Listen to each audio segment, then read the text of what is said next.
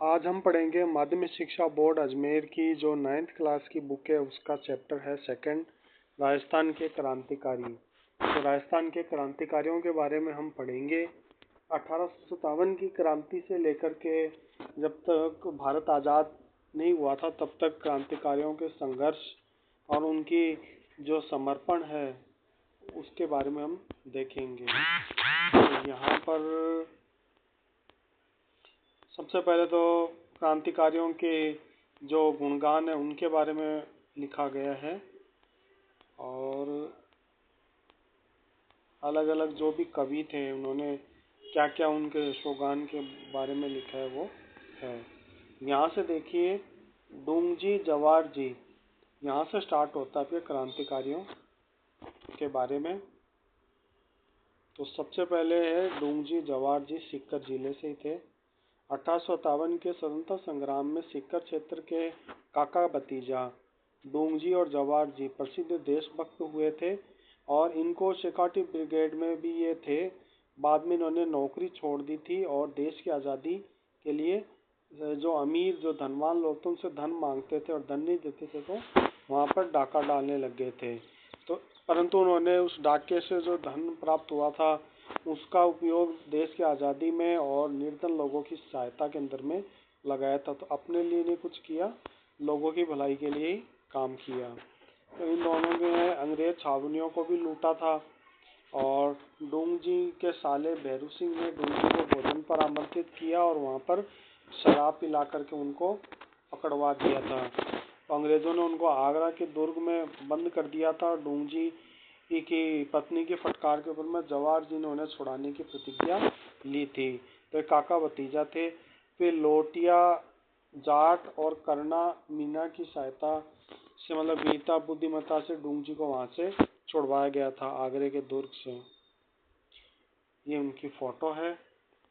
फिर बीकानेर के पास गढ़सीसर में अंग्रेज फौज ने बीकानेर और जोधपुर राज्यों के साथ मिलकर डूंगजी जवाहर जी को घेर लिया था और जवाहर जी तो भागकर बीकानेर रियासत के खेरखट्टा नामक स्थान पर पहुंच गए जहां पर महाराज रतन सिंह थे। उन्होंने उनको प्रेमपूर्वक रख लिया।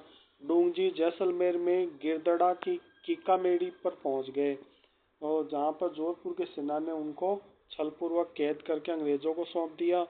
फिर जनता के अंदर में असंतोष भड़का तो अंग्रेजों ने वापिस से उनको जोधपुर की सेना को ही सौंप दिया और जोधपुर के दुर्ग के अंदर में ही डूंगजी का निधन हुआ था। इसके बाद में आते हैं क्रांतिकारी लोठू जी निठारवाल, सीकर से ही थे। 1804 से लेके 1855 तक इनका जीवन रहा। इनका जन्म हुआ था रीगस में और वहाँ पर ठाकुर से अनबन होने के कारण अपनी बहन के पास बठोट में आ गए थे और इनका संपर्क डूंगजी जवाहर जी से हुआ था ये बठोट में ही।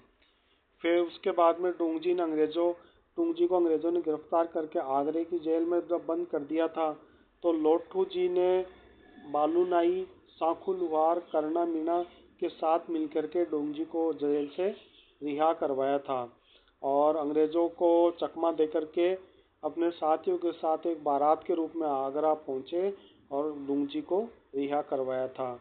इसके बाद लोठू जी डूंगजी और जवाहर जी के साथ अंग्रेजों के खिलाफ गतिविधियों को अंजाम देते रहे। सन 1855 में इनकी मृत्यु हो गई थी लोठू जी निठारवाल। फिर आते हैं अमरचंद बांठिया, बीकानेर से थे। 1793 में जन्म हुआ था और इनका निधन 1858 के अंदर में हुआ था। इनकी जो देश की प्रथम स्वतंत्रता संग्राम 1857 में राजस्थान के प्रथम व्यक्ति थे अमरचंद जी बांठिया, जिन्हें अंग्रेज सत्ता ने फांसी पर लटकाया था और ये ग्वालियर में रहकर अपना व्यापार चलाते थे। तो उन्होंने अपनी पूरी धन संपत्ति तात्या टोपे को देने का प्रस्ताव किया था जिससे वह आज़ादी की लड़ाई को जारी रख सके थे। यही कुर्बानी बाद में उनकी फांसी का कारण बनी थी। तो अमरचंद जी बांठिया। फिर उसके बाद में आते हैं प्रसिद्ध क्रांतिकारी विजय सिंह पथिक। उनका जीवन काल रहा था 1882 से 1954। ठीक है, बिजोलिया किसान आंदोलन में इनका बहुत बड़ा योगदान रहा था और इनका मूल नाम तो भूप सिंह था, पर इनको किताबों में ज़्यादातर विजय सिंह पथिक के नाम से ही जाना जाता। इनका जन्म जो है वो उत्तर प्रदेश में हुआ था। राजस्थान में इनका जन्म नहीं हुआ था। राजस्थान में इनकी कर्म भूमि थी। जन्म भूमि इनकी गुठावली, जिला बुलंदशहर, यूपी थी।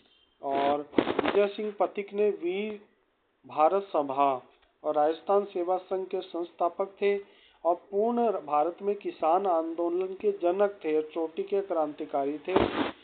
बिजोलिया किसान आंदोलन में इनकी भूमिका थी। अजमेर में सशस्त्र क्रांति की क्रियान्वित क्रांतिकारियों की भर्ती प्रशिक्षण में इनकी काफी महत्वपूर्ण भूमिका थी।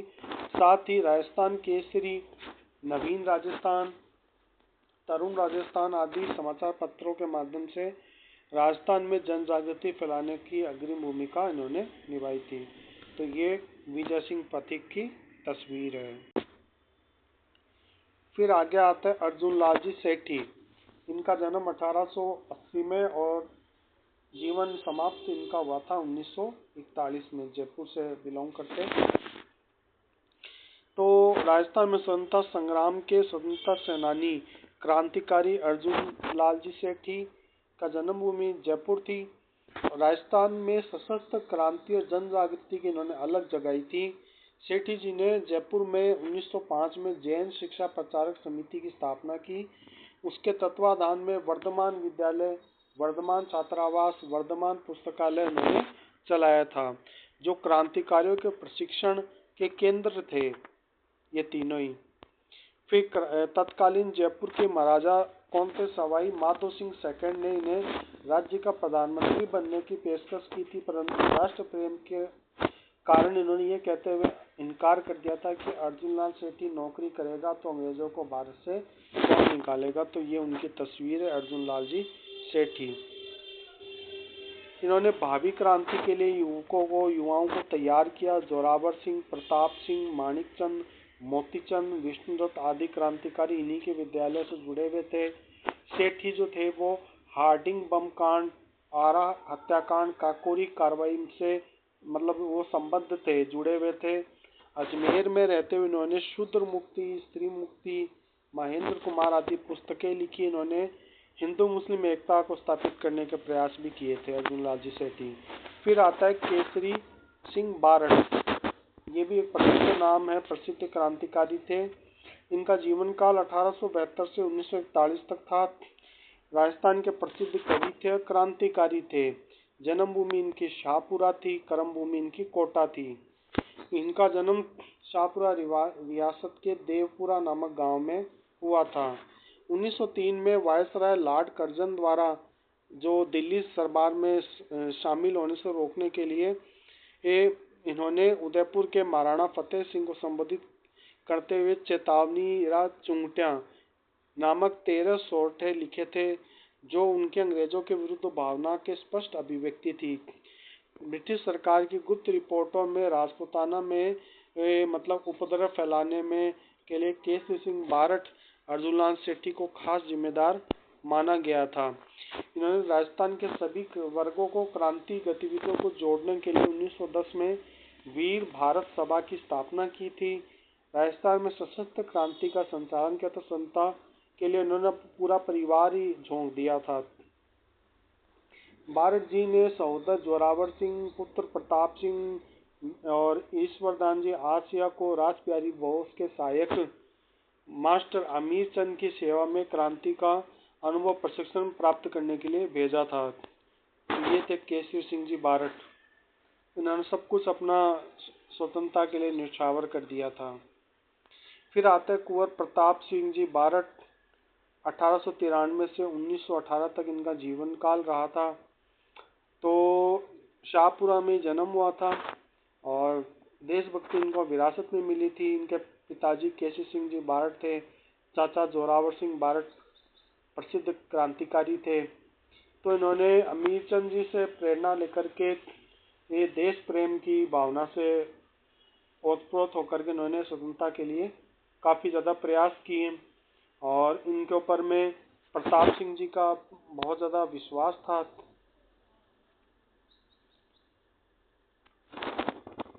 प्रताप सिंह बारठ को बनारस कांड के संदर्भ में गिरफ्तार किया गया। 1917 में बनारस षड्यंत्र अभियोग चलाकर इनको 5 साल की कारावास हुआ था। बरेली के केंद्रीय कारागार में इन्हें अमानवीय यातनाएं दी गई थी ताकि अपने सहयोगियों का नाम बता सके, पर इन्होंने किसी का भी नाम नहीं बताया था। तो ये थे हमारे क्रांतिकारी प्रताप सिंह जी बारठ। राजस्थान भारत सरकार के गुप्तचर निदेशक सर चार्ल्स क्विलैंड ने प्रताप को घोर यातनाएं दी थी, मगर प्रताप जो थे वो उनको नहीं तोड़ पाए। बरेली जेल में क्विलैंड ने प्रताप सिंह से राज उगलवाने के लिए कहा कि तुम्हारी माँ जो है तुम्हारे लिए बहुत रोती है। तो प्रताप सिंह ने जवाब दिया था, लेकिन मैं सैकड़ों माताओं के रोने का कारण नहीं बन सकता। मेरी माता रोती है तो रोने दो, जिससे कोई अन्य तो न रोए। तो इनकी इतनी ज़्यादा घोर यातनाएं दी गई थी कि उनको 22 साल में ही इनकी ये शहीद हो गए थे। और हार करके जो क्विलैंड था उसको ये कहना पड़ा, मैंने आज तक इनके जैसा क्रांतिकारी युवक नहीं देखा। फिर अगले क्रांतिकारी थे बालमुकुंद बिस्सा, जोधपुर से संबंधित थे। इन्होंने नागौर में चरखा संघ, खद्दर संघ की स्थापना करके इनका प्रचार प्रसार किया था। राजस्थान के जतिन दास बालमुकुंद बिस्सा का जन्म डिडवाना के अंदर में पीलवा गांव में हुआ था और 1942 में जयनारायण व्यास के नेतृत्व में शुरू हुए जन आंदोलन के कारण बिस्सा को 9 जून 1942 को भारत रक्षा कानून के तहत बंदी बना करके जेल में डाल दिया गया। जेल में उनको राजनीतिक कैदियों के साथ होने वाली जो दुर्व्यवहार है वो झेलना पड़ा, जिससे उन्होंने लंबी भूख हड़ताल की थी। जेल में कैदियों के दमन और हड़ताल में बिस्सा बहुत ज़्यादा भूख हड़ताल से कमज़ोर पड़ गए थे और लू का भी प्रकोप हो गया था और इनको बाद में जेल का जो अस्पताल उसमें भिजवाया गया था, जहाँ पर लापरवाही के कारण इनका निधन हो गया था। तो उस जमाने में लगभग 1 लाख लोगों ने मीलों कदम चलकर इनकी अंत्येष्टि में भाग लिया था। तो ऐसे थे हमारे क्रांतिकारी बालमुकुंद बिस्सा। फिर अगले जो क्रांतिकारी थे वो भी काफी प्रसिद्ध है, सागरमल जी गोपा, जैसलमेर। तो जैसलमेर में जन्मे सागरमल जो गोपा थे, इन्होंने अत्याचारी निरंकुश राजशाही का कड़वा विरोध किया था जैसलमेर के अंदर में, और राजनीतिक चेतना उत्पन्न करने के लिए इन्होंने शिक्षा के प्रचार प्रसार पर जोर दिया था। गोपा ने आज़ादी के दीवाने, रघुनाथ सिंह का मुकदमा, जैसलमेर का गुंडाराज, जो बहुत ही प्रसिद्ध किताब जैसलमेर का गुंडाराज, पुस्तकें छपवाकर विकसित की थी, जिससे अजमेर के जो राजा थे उसके काले कारनामों की लंबी सूची और उसमें कटु आलोचना की गई है, जिसके कारण से राजा की अगर आलोचना की थी तो राजा के कोप का इनको भाजन बनना पड़ा था। तो यह सागरमल जी गोपा। इन्हें राजद्रोह के कारण से 24 मई 1941 को जेल में डालकर अमानवीय यातनाएं दी गई थी और अप्रैल 1946 में इन पर तेल छिड़ककर आग लगा दी गई थी और इस प्रकार से इनको शहीद कर दिया गया था, सागरमल जी गोपा। फिर है नानाभाई खान, ये डूंगरपुर से बिलोंग करते थे। डूंगरपुर प्रजामंडल ने उत्तरदायी शासन की स्थापनार्थ और रियासती अत्याचारों के विरुद्ध 1947 में आंदोलन चलाया था, जिसको माणिक्यलाल जी वर्मा का निर्देशन प्राप्त था। राष्ट्रपाल के नानाभाई खाट ने प्रतिज्ञा की थी कि मेरे जब तक जान रहेगी तब तक मैं अपने गांव राष्ट्रपाल की पाठशाला बंद नहीं होने दूंगा। तो यह जानकारी जब जागीरदार ने रियासत को दी तो पुलिस सुपरिटेंडेंट और जिला मजिस्ट्रेट पाठशाला को जबरन बंद कराने के लिए 18 जून 1947 को दल बल लेकर गांव पहुंच गए। नानाभाई ने उत्तर दिया कि प्रजामंडल के आदेश से ही पाठशाला को बंद किया जा सकता है। तो मजिस्ट्रेट ने कहा, मैं महारावल का आदेश लेकर के आ रहा हूं। नानाभाई ने महारावल का आदेश मानने से इनकार कर दिया। तब डंडे बंदूकों से इनको निर्मम पिटाई की गई थी, जिससे उनकी जो है वो शहीद हो गए थे। तो इस प्रकार से नानाभाई खाट की जो स्वतंत्रता है उसके लिए उन्होंने प्रयत्न किए थे। फिर इसके बाद में आते हैं सरदार हरलाल सिंह, जो झुंझुनू से बिलोंग करते थे। तो झुंझुनू जिले के हनुमानपुरा गांव में 1901 में इनका जन्म हुआ था। सरदार जी अशिक्षित थे और हरलाल जी ने रियासती और जागीरदारी जुल्मों का डट कर के विरोध किया था। किसान और प्रजामंडल ने के आंदोलनों में सक्रिय भूमिका निभाई थी। विद्यार्थी भवन झुंझुनू की इन्होंने स्थापना करके उसे राजनीतिक और सामाजिक गतिविधियों का केंद्र बनाया था। इसी केंद्र से उन्होंने किसान आंदोलन का संचालन किया था और उनकी कुशल नेतृत्व लीडरशिप के कारण इनको सरदार की उपाधि दी गई थी हरलाल सिंह जी को। फिर आते हैं कप्तान दुर्गा प्रसाद, जो नीम का थाना से बिलोंग करते थे। दुर्गा प्रसाद जी का जन्म नीम का थाना में हुआ था 1905 में। इनकी प्रारंभिक शिक्षा अर्जुन लाल जी द्विवेदी की वर्धमान पाठशाला में, इसके पश्चात सांबर और कानपुर में इनकी शिक्षा दीक्षा हुई थी। चौधरी जी ने राजस्थान सेवा संघ के अंतर्गत बिजोलिया के किसान आंदोलन उसमें कार्य किया। 1930 में स्वाधीनता आंदोलन में शामिल हुए तो 1930 से 1947 तक राष्ट्रीय आंदोलन में भाग लेने के कारण इनको अनेक बार जेल जाना पड़ा। दुर्गा प्रसाद चौधरी एक पत्रकार के रूप में इन्होंने पहचान बनाई थी और अजमेर और जयपुर से प्रकाशित दैनिक नवज्योति का लंबे समय तक इन्होंने संपादन किया था। इस प्रकार से कप्तान दुर्गा प्रसाद जी का योगदान रहा था स्वतंत्रता के लिए। इसके बाद में आपके आते हैं जानकी देवी बजाज, सीकर जिले से थी। इनका जन्म लक्ष्मणगढ़ के सेठ गिरधारी लाल जाजोदिया के यहाँ पर 1893 में मध्य प्रदेश के जावरा कस्बे में हुआ था। 1902 में जमनालाल बजाज के साथ जानकी देवी जी का विवाह हुआ था। इन्हें ससुराल में वर्धा में रहना पड़ा। सर्वप्रथम जानकी देवी जी ने जड़ परंपराओं को तिलांजलि दी थी और खुलकर के सत्याग्रह में भाग लिया था। बजाज जी के देहांत के पश्चात इन्होंने गौ सेवा संघ का इनको अध्यक्ष बनाया गया। जयपुर प्रजामंडल की 1944 के अंदर में अधिवेशन के अंदर में अध्यक्ष चुनी गई थी। जानकी देवी जी बजाज जमनालाल बजाज जी की धर्मपत्नी थी। फिर आते हैं अंजना देवी चौधरी, जो सीकर जिले से बिलोंग करती थी। इनका जन्म 1893 में सीकर जिले के श्री माधोपुर में एक मध्यम वर्गीय अग्रवाल परिवार में हुआ था। इनका विवाह 1911 में राम नारायण जी चौधरी के साथ में हुआ था। अपनी पति की इच्छा अनुसार 20 वर्ष की आयु में इन्होंने पर्दा प्रथा को त्याग करके जो राष्ट्रीय स्वतंत्रता संग्राम चला था उसके अंदर में अपना योगदान देने का संकल्प किया था। 1921 से 1924 में मेवाड़ बूंदी राज्यों की स्त्रियों में राष्ट्रीयता समाज सुधार की भावना को उन्होंने बढ़ावा दिया था। उनके साथ सत्याग्रह का कार्य किया था। दलित उत्थान का कार्य रहा। कोई रचनात्मक उन्होंने पति का जो थे नारायण जी चौधरी उनका हमेशा साथ दिया था। और रियासती काल के अंदर में जनता में गिरफ्तार होने वाली पहली महिला थी अंजना देवी जी चौधरी। फिर आते हैं अगले क्रांतिकारी रतन जी शास्त्री, जयपुर से बिलोंग करते थे। जन्म 15 अक्टूबर 1912 को खाचरोद मध्य प्रदेश में रघुनाथ जी के व्यास के यहाँ पर हुआ था। इनका विवाह हीरालाल जी शास्त्री के साथ में हुआ था। हीरालाल जी शास्त्री की धर्मपत्नी थी। 1929 में ग्राम सेवा ग्रामोत्थान और जन सेवा के उद्देश्य से वनस्थली में इन्होंने हीरालाल जी शास्त्री द्वारा लड़कियों की शिक्षा के लिए स्थापित जीवन कुटीर कार्यक्रम में पूर्ण सहयोग किया था। रतन जी शास्त्री ने 1939 में जयपुर राज्य प्रजामंडल के सत्याग्रह आंदोलन में सक्रिय रूप से भाग लिया था। 1942 के भारत छोड़ो आंदोलन में भूमिगत कार्यकर्ताओं उनके परिवारों की सेवा की थी। फिर अगली क्रांतिकारी है रमा देवी, जयपुर। इनका जन्म जयपुर के में वैद्य गंगा सिहाय के जन्म घर पे हुआ था।